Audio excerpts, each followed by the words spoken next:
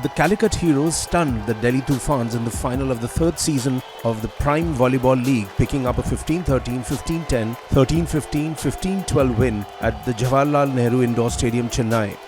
In a special chat with NNIS Sports, Olympic commentator Lewie Litt praised the Delhi Toofans' performance throughout the tournament. Despite it being their debut season, Delhi delivered a remarkable performance. They've been brilliant, haven't they? They basically had 6 picks because they're a new franchise at the auction. And I think they picked really well. What they've got is depth and balance. We talk about that a lot on the show and on commentary.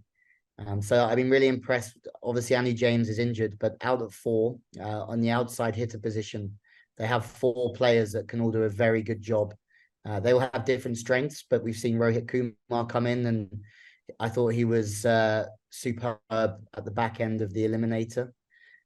He was at Kochi last year, and I think that now looks like a good bit of business to bring him in. And then you look at the 2 setters.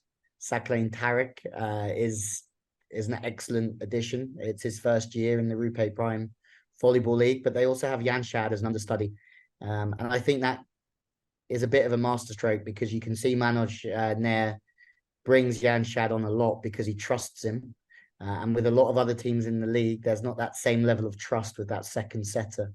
And I think that gives them amazing balance. I think what they did really well is they've obviously seen their team after the auction, and they've recruited their overseas players superbly well. I mean, Daniel Ponza is a phenomenal player, attacking wise, but also in a blocking sense. He's a bit of an all-terrain vehicle when it comes to middle spiking and blocking.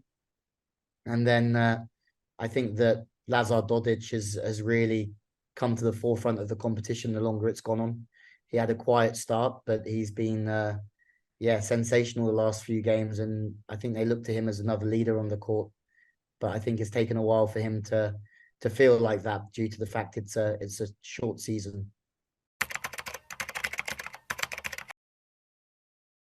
I mean, in this league especially, I absolutely love the entertainment value, the wrinkles in the rules, the race to 15. I've had messages from friends at home, players and people that I work with, saying that going to 15 and with the SBI Super Points and the Indian Oil Super Serves, it's just, you never know what to expect. And a 5-point lead in a race to 15 still doesn't feel like enough in this league. So I love the fact that you always expect the unexpected.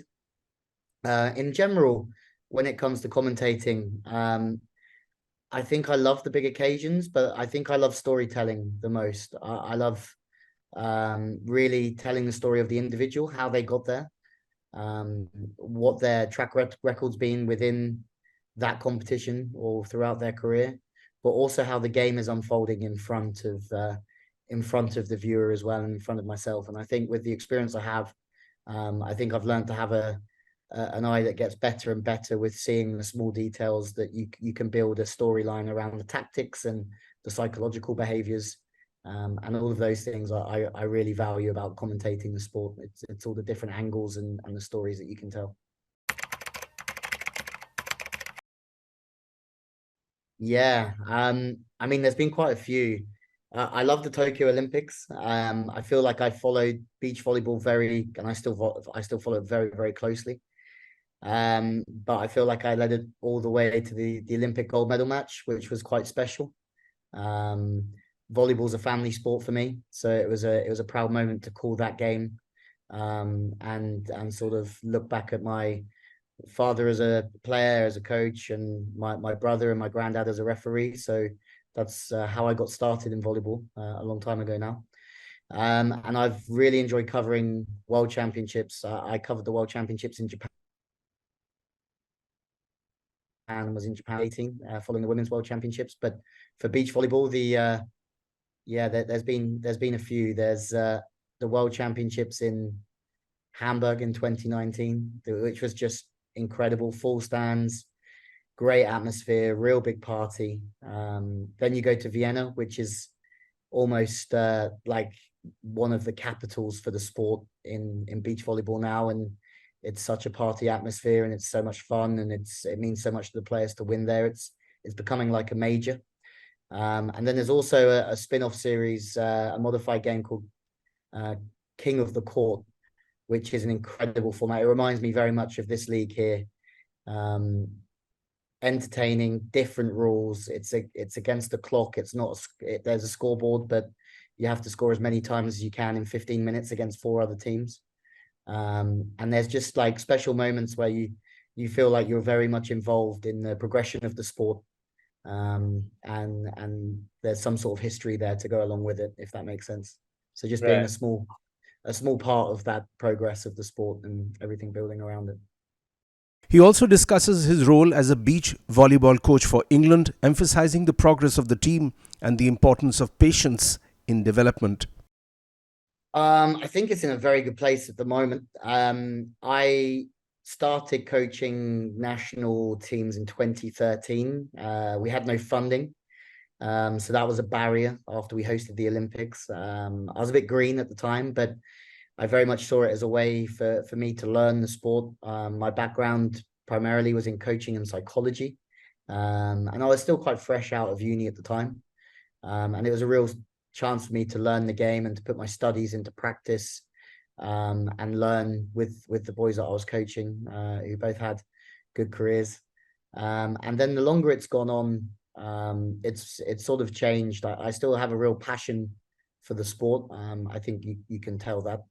And I've always wanted to give back what I've learned over the last 10 years in the commentary booth with my coaching background, to know that I've learned some lessons, learned a lot about the game and how to teach it.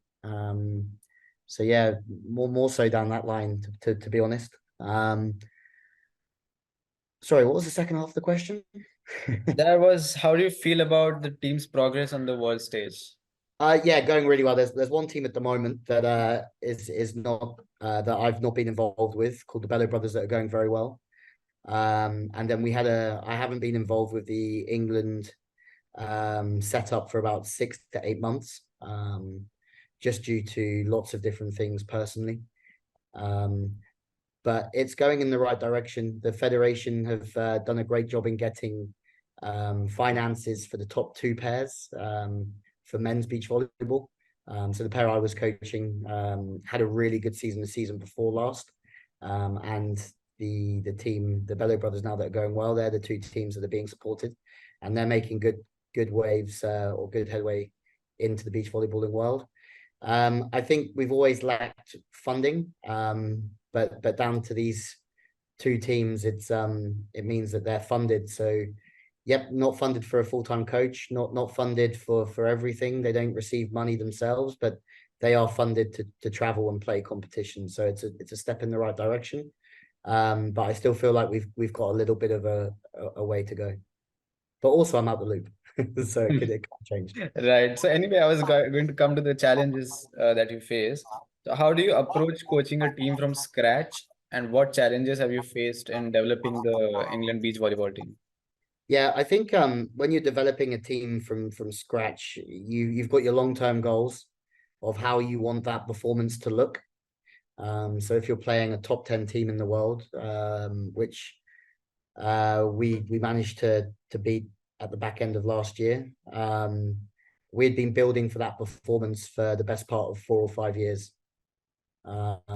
In what skills we were sharpening, how we were trying to build a mindset, how we were trying to build their tactical skills, but their technical skills as well, and how to use them. And then really being patient with the term I use is filling the shell. So you set this real big shell for them to grow into, and then you have to be really patient on the road to filling it out, if that makes sense. So yeah, it doesn't happen every day, but you see signs of real big progress. And patience is real key with the understanding of the game, of how it is at the highest level, that you can't just get there overnight. You need to put the time in.